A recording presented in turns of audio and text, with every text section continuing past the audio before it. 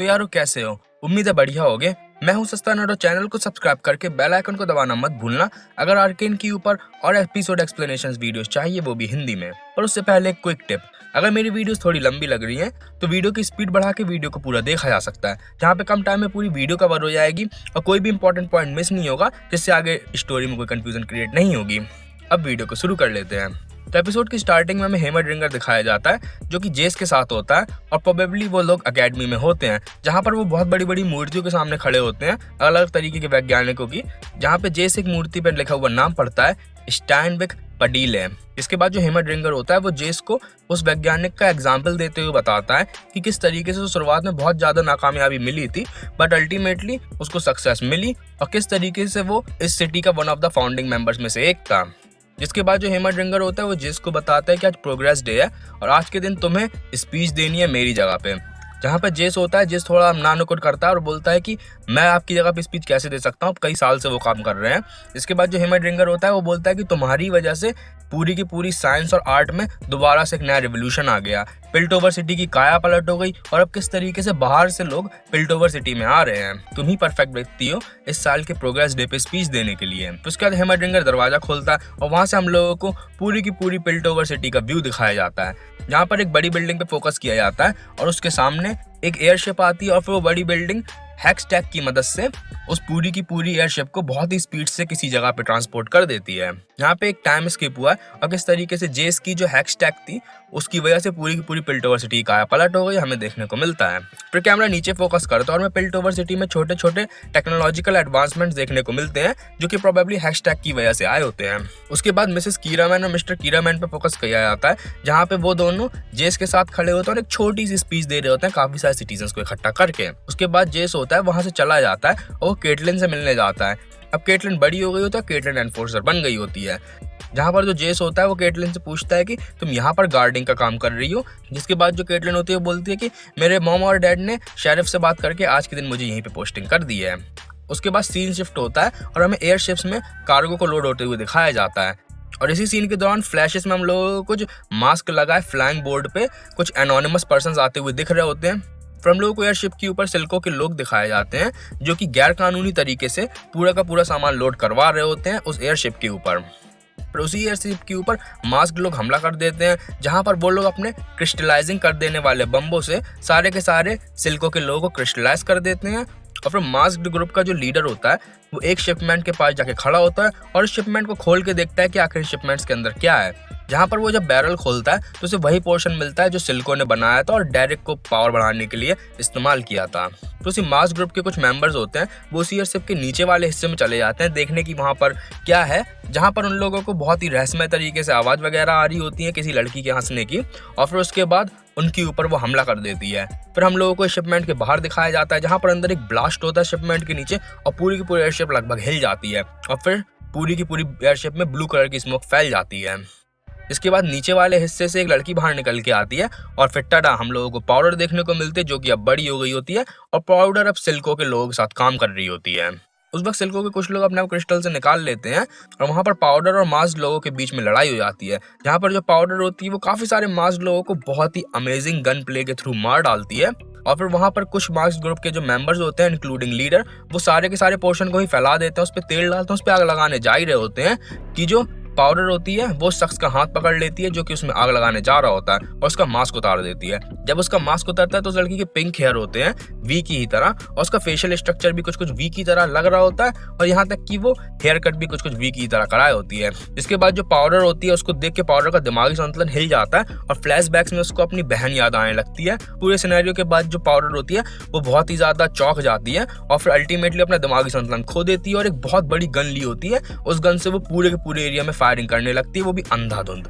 जिसमें से खुद का ग्रुप का जो मेंबर होता है वो भी घायल हो जाता है और वो उस लड़की को तो मार ही देती है। जिसपे जो मास ग्रुप का लीडर होता है वो पाउडर को मारने जा रहा होता है, पर तभी वहाँ पर एक और मास ग्रुप का मेंबर आ जाता है और वो लीडर को लेके वहाँ से भाग जाते हैं। फिर उस पूरी की पूरी शिप में आग लग जाती है और पाउडर और वो जो फीमेल मेंबर होती है ग्रुप की, वो दोनों वहाँ से भाग जाते हैं अपने एक साथी को पीछे छोड़ के। उसके बाद सीन शिफ्ट होता है और हमें जेस और विक्टर दिखाए जाते हैं, जो कि हेमरड्रिंगर को अपने नए रिसर्चर्स को दिखा रहे होते हैं और बोलते हैं कि आज के दिन प्रोग्रेस डे है और हम इन दोनों रिसर्चों को लोगों के सामने पेश करना चाहते हैं। उनकी 3 रिसर्चों में से जो पहली रिसर्च होती है वो है उसी ब्लू बॉल का एक सेफ फॉर्म। वो इतना ज़्यादा सेफ होता है कि जॉयस उसके ऊपर एक हथौड़ा मारता है और वो ब्लास्ट नहीं होता। उसके बाद जेस अपना प्लान बताता है कि वो सब लोगों तक इस हैशटैग की पावर को पहुंचाना चाहता है और वो ये चाहता है कि सब लोगों की जिंदगी और ज़्यादा आसान हो जाए। जहाँ पर वो एक बहुत ही बड़े पावर ग्लव के ऊपर उस हैशटैग की ब्लू बॉल को लगाता है और फिर वो एक बड़ी सी चट्टान को एक हाथ से उठा के उसको तोड़ देता है। उनकी दूसरी रिसर्च होती है वो एक लेजर बीम होती है जिसको विक्टर चला के दिखाता है उस पर हैशटैग की ब्लू बॉल लगाने के बाद, और वो हेमरडिंगर का चेहरा एक पत्थर पर ड्रॉ कर देता है। जिसके बाद जो हेमरडिंगर होता है वो काफ़ी ज़्यादा दोनों की रिसर्चेस देख के इम्प्रेस होता है और बोलता है कि तुम लोग की रिसर्च बहुत ज़्यादा अच्छी रिसर्च है, पर इस रिसर्च को मार्केट में और लोगों तक पहुँचने में अभी कुछ साल का वक्त दो, प्रोबेबली 10 साल। इसके बाद सीन शिफ्ट होता है और हमें एनफोर्सर्स दिखाए जाते हैं पूछताछ करते हुए उसी शिपमेंट के लीडर से और जितने भी अगल बगल के लोग होते हैं। फिर वहां से कैमरा केटलिन पे फोकस करता है। केटलिन पहले तो वहां पे सिर्फ निगरानी कर रही होती है, पर फिर चुपके से एयरशिप के अंदर घुस जाती है। एयरशिप के अंदर घुसने के बाद केटलिन सबूतों की फोटो ले रही होती है और छानबीन कर रही होती है और यहाँ पे हमें केटलिन की डिटेक्टिव स्किल्स देखने को मिलती है कि किस तरीके से एक बहुत अच्छी डिटेक्टिव है। फिर केटलिन को वो शख्स मिलता है जो कि पीछे छूट गया होता है और वो घायल होता है। फिर केटलिन पूछते है कि तुम किसके साथ ही थे, और इससे पहले कि वो बता पाता वहां पे मार्कस आ जाता है। जहाँ पे मार्कस होता है केटलिन को वहां से जाने को कहता है और बोलता है कि अब यहाँ से बाकी सारी चीजें हम लोग खुद यहाँ पर हैंडल कर लेंगे। जिसके बाद केटलिन को ऑफकोर्स थोड़ा अफसोस और गुस्सा आता है। उसके बाद सीन शिफ्ट होता है और हमें अंडरग्राउंड सिटी दिखाई जाती है जो कि अब पहले से भी ज्यादा बेकार हो चुकी होती है।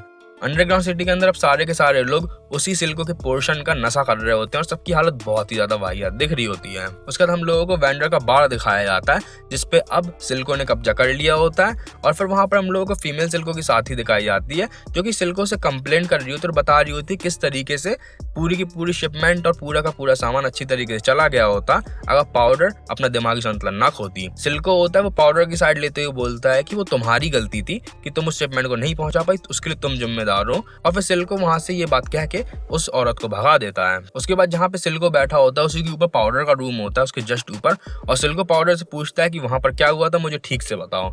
इसके बाद पाउडर ऊपर से नीचे आती है और इशारों में बात करती हुए बोलती है कि वहां पर एक लड़की थी जिसके पिंक बाल थे। जिसके बाद सिल्को समझ जाता है कि क्या हुआ था और सिल्को बोलता है कि तुम्हारी बहन यानी कि वी चली गई थी और अब वो वापस नहीं आएगी, ये बात तो क्लियर है। उसके बाद सिल्को अपना एक इंजेक्शन तैयार करता है और उस इंजेक्शन को पाउडर को देता है। जिसके बाद जो पाउडर होती है वो सिल्को के ऊपर लगभग बैठ सी जाती है जैसे कोई बच्चा अपने पिता से लाड़ कर रहा हो, और सिल्को की आंख के ऊपर उस इंजेक्शन को लगाती है और सिल्को पूछता है क्या मैं तुम पे विश्वास कर सकता हूँ। जिसके बाद पाउडर उस इंजेक्शन को इंजेक्ट करती है उसकी आंख में, और हम लोगों को देखने को मिलता है कि ये जो इंजेक्शन है उसके अंदर बहुत ही माइक्रो अमाउंट में उसी पोर्शन को डाला गया है और उस पोर्शन को उसकी आंख में जाने का तो उसका आधा चेहरा ठीक हो जाता है। जिसके बाद पाउडर बोलते हैं कि हाँ तुम मुझ पे भरोसा कर सकते हो। उसके बाद सिल्को पाउडर को पाउडर नाम की बजाय जिंक्स नाम से बुलाता है और बोलता है कि जिंक्स अब तुम्हें रेस्ट ले लेना चाहिए, अपने गैजेट्स वगैरह पे काम करना चाहिए, जितना भी तुमने वहां पे रायता फैलाया उसको जाके सभी का समेट लेगी। इसके बाद पाउडर गुस्सा हो जाती है। पाउडर बोलते हैं कि मुझे अपने सामान के ऊपर काम करने की कोई जरूरत नहीं है। जिसके बाद सिल्को बोलता है कि तुम्हें काम करने की जरूरत नहीं है, पर इस टाइम को जैसे तैसे काटो जिंक्स। उसके बाद सीन शिफ्ट होता है और हमें पिल्टोवर सिटी दिखाई जाती है जहां पर प्रोग्रेस डे की बहुत ही अच्छी खासी पार्टी चल रही होती है, बहुत ही भव्य। उस पार्टी में सारे के सारे काउंसिल मेंबर्स एंजॉय कर रहे होते हैं। फिर वहां पर कैमरा मेल और एलोरा पे फोकस करता है जहां पर मेल बोलते हैं कि मुझे इन सारे लोगों से कोई भी मतलब नहीं है, मैं यहाँ पर तो सिर्फ जेस के लिए आई हूँ क्योंकि वही हम लोग का गोल्डन बॉय है। वो जेस का जिक्र ही करती है और फिर वहां पर जेस भी आ जाता है। जिसके बाद जेस होता है, जेस मेल के पास जाता है और बोलता है कि मुझे तुमसे अकेले में कुछ बात करनी है। जिसके बाद वहां से मेल को वो लेके चला जाता है। फिर जेस मेल को एक कमरे में लेके आता है जहाँ पे पिल्टोवर सिटी का एक 3D स्ट्रक्चर बना हुआ होता है, और जेस मेल से बोलता है कि फिर से एक समस्या हो गई है और वो अगेन हैमरडिंगर को लेके आए। जिसके बाद मेल बोलती है कि हमेशा हैमरडिंगर ही तो समस्या करता है तुम्हारे लिए। जिसके बाद जेस मेल को बताता है कि हैमरडिंगर उसकी नई रिसर्च से उतने खुश नहीं है और वो चाह रहे हैं कि हम लोग उस रिसर्च को और टाइम दे। जिसके बाद जो मेल होती है, मेल बोलती है कि हम लोग कुछ नए इन्वेस्टर्स देख रहे हैं हैशटैग में इन्वेस्ट करने के लिए, और वो जेस को भरते ही बोलती है कि आज प्रोग्रेस डे है तो तुम अपनी टेक्नोलॉजी को अगर उन इन्वेस्टर्स को नहीं दिखाओगे तो कैसे इन्वेस्ट करेंगे। उसके बाद सीन शिफ्ट होता है और हमें पाउडर एक बहुत ही डेंजरस और अजीब सी लोकेशन पर दिखाई जाती है और पाउडर कम्प्लीटली साइको लग रही होती है। जिसके बाद जो पाउडर होती है वो अपने आप से ही बातें कर रही होती है और उसे कंटिन्यूअसली फ्लैशेस के थ्रू क्लैगर और माइलो दिख रहे होते हैं, जहाँ पर वो एक सोफे में क्लैगर और माइलो का पुतला टाइप का बना के रखे होती है, और पाउडर उनको बता रही होती है कि पाउडर कमजोर नहीं है और वो सिल्को को एक बार साबित करके रहेगी। वो सब बताएं तो बहुत सारे बम्बों से खेल रही होती है और उनको नीचे फेंक रही होती है और वो बहुत ज्यादा गुस्से में होती है। इसके बाद पाउडर के दिमाग में कोई ख्याल आता है। पाउडर बोलती है कि मैं सिल्को को साबित करके रहूंगी कि मैं कमजोर नहीं हूँ। इसके बाद सीन शिफ्ट होता है और हमें विक्टर दिखाया जाता है जो कि काफी ज्यादा कमजोर लग रहा होता है और काफी ज्यादा बीमार लग रहा होता है और वो खांस रहा होता है। जिसके बाद जेस वहां पे आता है और जेस पूछता है कि क्या तुम भी मेरे साथ स्टेज में जाना चाहोगे, जिसमें विक्टर मना कर देता है, बोलता है कि मैं वो पीछे से काम करने वाला व्यक्ति हूँ। जिसके बाद जेस स्टेज पे जाके अपनी प्रोग्रेस डे की स्पीच देता है और बोलता है कि किस तरीके से हैशटैग ने दुनिया बदल दी और किस तरीके से वो आगे भी कंटिन्यू रखेगा। और वो अपनी सिर्फ सेफ ब्लू बॉल की इन्वेंशन को वहां पर रिवील करता है और बोलता है कि हम लोग फ्यूचर में और भी ऐसी टेक्नोलॉजीज लेके आएंगे और हर घर तक हैशटैग को पहुंचाएंगे। इसके बाद लोग ताली वगैरह बजाने लगते हैं। हालांकि जो मैल होती है वहां से उठ के चली जाती है काफी ज्यादा गुस्से में।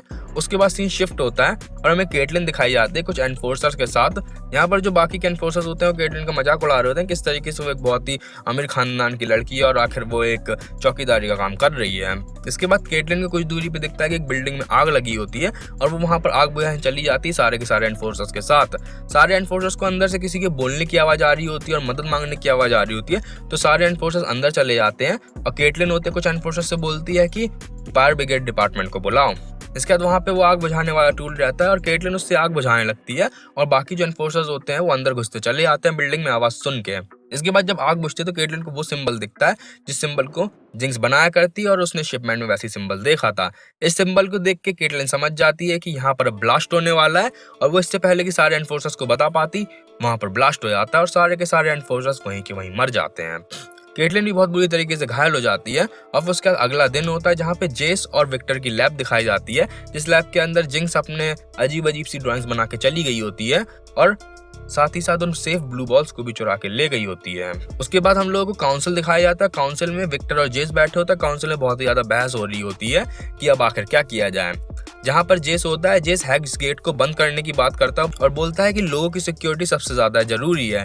हालांकि जो दूसरे काउंसिल वगैरह बैठे होते हैं वो लोग उस चीज को कम्प्लीटली मना कर देते हैं, कहते हैं कि हेक्स गेट अभी बंद नहीं हो सकता क्योंकि बहुत सारा ट्रेड रुक जाएगा।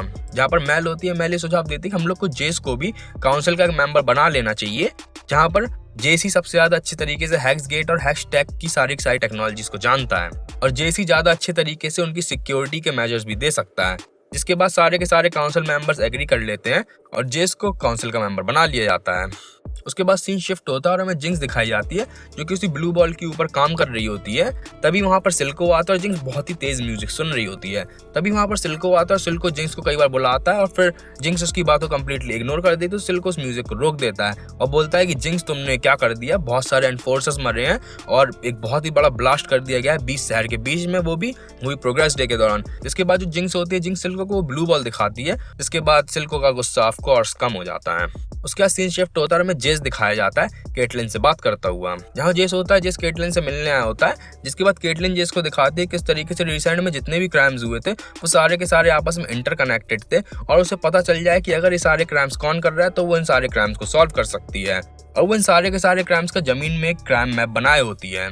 जिसके बाद जेस बोलता है कि अगर तुम्हें कन्विंस करना है काउंसिल को तो काउंसिल सिर्फ थ्योरीज नहीं मानता है, काउंसिल को प्रूफ चाहिए होता है। जिसके बाद केटलिन बोलते कि तुम कब से काउंसिल की इतनी फिक्र करने लगे, तुम कब से काउंसिल के बारे में इतना ज्यादा जानने लगे। यहाँ पर जेस केटलिन से बोलता है कि जब से मैं खुद एक काउंसिल का मेंबर बन गया। फिर केटलिन थोड़ा खुश होती है और फिर जेस उसे नौकरी का ऑफर करता है अपने काउंसिल की सिक्योरिटी में। केटलिन जेस से बोलती है कि नौकरी मुझे सारी जिंदगी डेस्क के पीछे रखेगी, तो मैं अभी अपनी एनफोर्सर वाली जॉब से खुश हूँ। इसके बाद जेस बोलता है कि एक्चुअली में तुम्हारे माँ बाप ने शेरिफ से बात करी थी, यानी कि मार्कस से, और अब तुम्हें नौकरी से निकाल दिया जा चुका है। जिसके बाद जेस बोलता है कि मैं यही कर सकता था तुम्हारे लिए कि मैं तुम्हें एक नौकरी ऑफर करूं।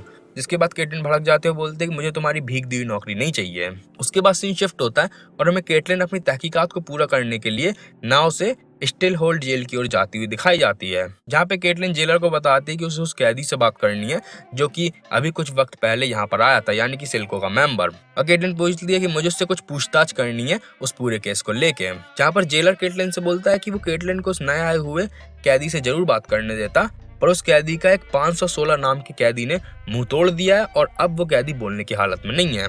इसके बाद केटलिन उस 516 नाम के कैदी से मिलने जाती है और फिर हम लोगों को जेल की सलाखों के अंदर बॉक्सिंग की दीवार पर प्रैक्टिस करते हुए वाई को दिखाया जाता है।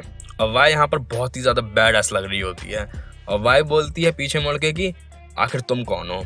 उसके बाद एपिसोड खत्म हो जाता है। खैर, तो आज की वीडियो में इतना ही। अगर वीडियो अच्छी लगी तो वीडियो को लाइक करो और अपने उन दोस्तों के साथ शेयर करो जो कि आर्केन को देखने में इंटरेस्टेड है या फिर लीग ऑफ लीजेंड्स के फैन है। और हाँ, चैनल को सब्सक्राइब करके बेल आइकन को दबाना मत भूलना अगर आर्केन के ऊपर और एपिसोड एक्सप्लेनेशन वीडियोस चाहिए, वो भी हिंदी में। मैं मिलता हूँ तुमसे अगली वीडियो में, तब तक के लिए गुड नाइट।